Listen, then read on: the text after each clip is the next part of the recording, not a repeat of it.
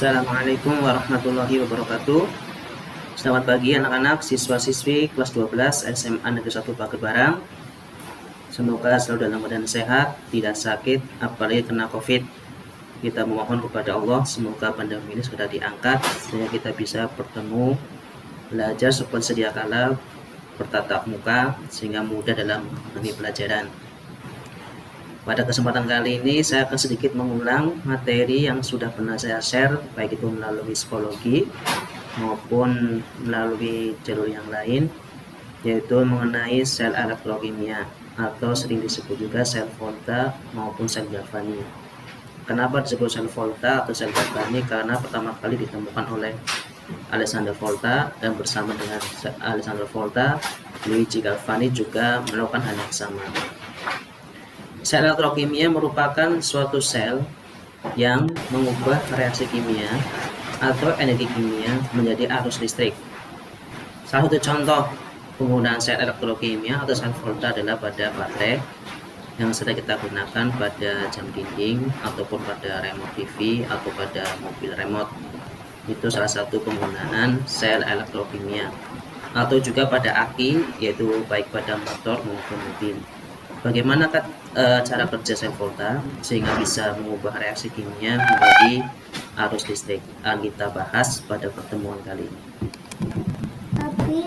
Jadi, salah satu penerapan reaksi redoks dalam kehidupan sehari-hari adalah sebagai sumber arus searah.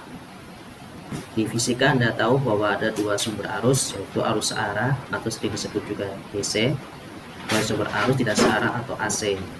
Kalau pada rumah-rumah itu biasanya sumber arus tidak searah AC. Nah, arus listrik yang dihasilkan itu disebabkan karena adanya aliran elektron yang bergerak pada penghantar. Ini kenapa saya garis bawahi bergerak pada penghantar, karena elektron yang terlibat dalam reaksi redoks itu bisa menghasilkan listrik kalau dikasih penghantar. Akan saya berikan dua buah contoh reaksi redoks. Yang pertama adalah Ag plus bereaksi dengan Cu. Kalau tandanya Ag berarti dia bentuknya larutan, kalau di simbolnya S berarti dia padatan. Kalau boleh saya ilustrasikan, ini larutan Ag plus, tidak berwarna, tapi ini saya gambarnya putih ya, karena di PowerPoint mencari yang gambarnya bening agak susah. Jadi ini bening, tidak berwarna. Dan ada logam Cu, kita tahu logam Cu berwarna coklat ya. Di logam Cu padatan akan saya celupkan pada larutan Ag yang tidak berwarna. Setelah saya celupkan atau kita celupkan, untuk ditunggu beberapa saat, maka terjadi perubahan sebagai berikut. Yang tadinya larutannya tidak berwarna berubah menjadi biru. Warna biru ini disebabkan karena logam Cu itu berubah menjadi larutan Cu2+. Cu2+ itu warnanya biru. Sedangkan logam Cu yang terendam atau yang tercelup ke dalam larutan Ag itu warnanya akan berubah menjadi warna perak, yaitu warna Ag. Jadi Ag yang tadinya Ag plus berubah menjadi Ag. Nah, Ag ini yang solid ini atau itu akan melapisi logam Cu yang tercelup. Sedangkan logam Cu yang tidak tercelup tidak akan dilapisi oleh Ag. Sebenarnya reaksi tersebut, reaksi yang tadi yang contoh itu terdiri dari dua reaksi, yaitu Cu menjadi Cu2+ plus 2 elektron. Ini merupakan reaksi oksidasi. Kita tahu bahwa oksidasi cirinya adalah melepas elektron. Elektronnya ada di sebelah kanan dari tanda panah. Kemudian Ag plus ditambah elektron menjadi Ag. Ini adalah reaksi reduksi. Reaksi reduksi itu menerima elektron. Cirinya elektronnya sebelah kiri tanda panah. Anda lihat bahwa di sini terjadi pertukaran elektron. Cu melepas elektron, Ag menerima elektron. Elektron yang dilepas dan terima dari reaksi tersebut tidak dapat dimanfaatkan untuk menghasilkan arus listrik.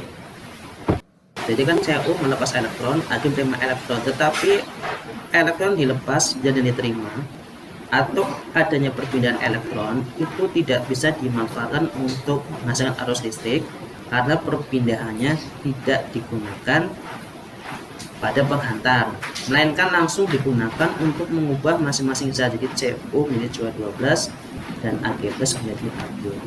Tapi apabila tadi perpindahan elektron tadi baik yang dilepas kemudian diterima itu dihantarkan melalui penghantar, maka akan dihasilkan arus listrik. Ya, kita kembali ke slide sebelumnya. Jadi ini tidak menghasilkan arus listrik. Kenapa? Karena tadi perpindahan elektronnya hanya digunakan untuk merubah wujudnya, yang tadinya Cu padat menjadi larutan, Ag yang tadinya larutan menjadi Ag padatan.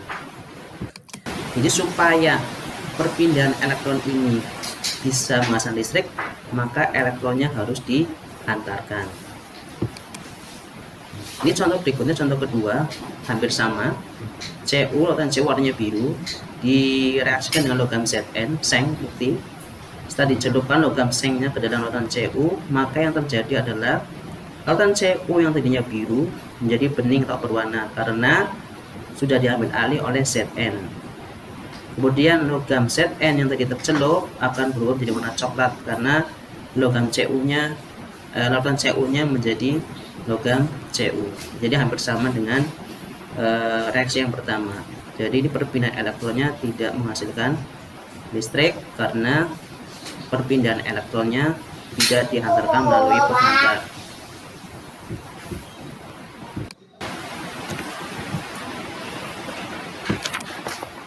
Perhatikan gambar berikut ini. Ya.